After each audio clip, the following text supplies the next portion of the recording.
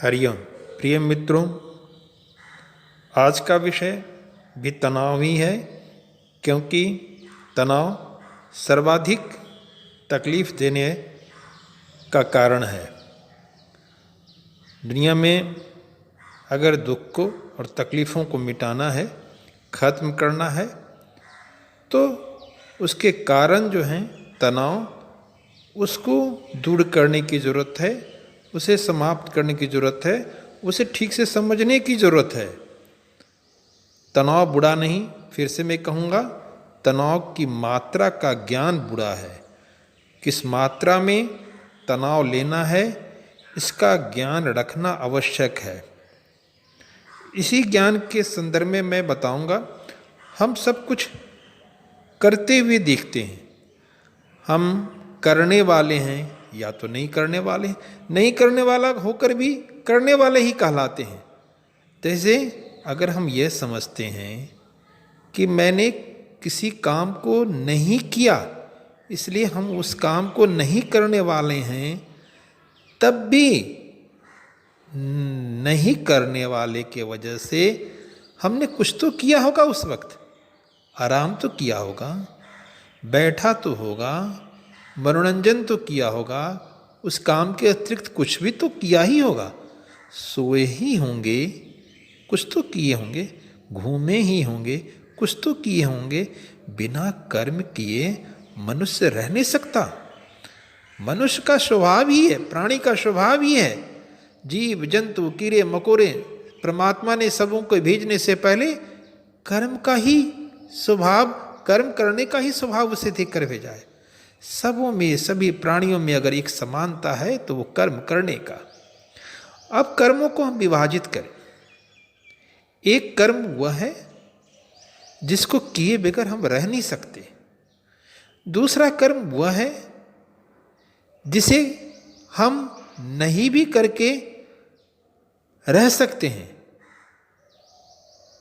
और तीसरा कर्म वह है कि हमें करना है तो कितनी मात्रा में करना है। तो इस प्रकार के तीनों बातों का ज्ञान रखना है।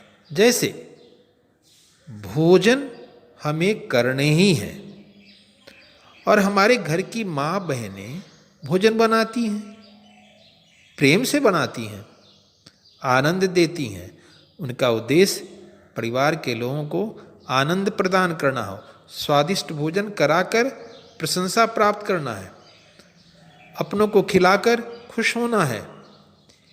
किंतु अगर ये बोझ बन जाए, अगर इसे तनाव में हम ले लें इस प्रकार से कि अरे क्या जिंदगी पड़ी हुई है, जिंदगी भर यह चूल्हा चक्की, क्या जिंदगी मेरी है, क्या जिंदगी मुझको मिली है, इस ऐसे विचार आने के वक्त में विचार कीजिए, क्या आपका कार्य बिना भोजन बनाए चल सकता है?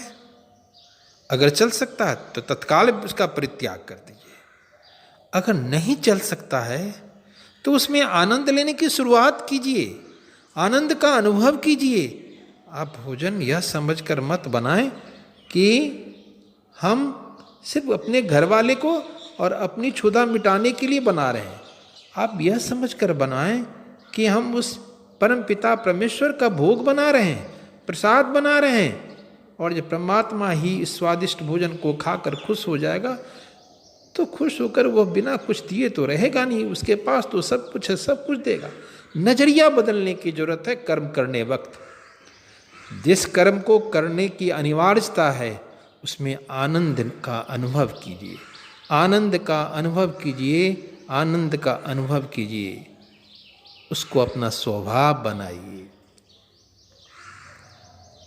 कुछ कर्म ऐसे होते हैं जिसके लाभ सीमित दायरे में होता है।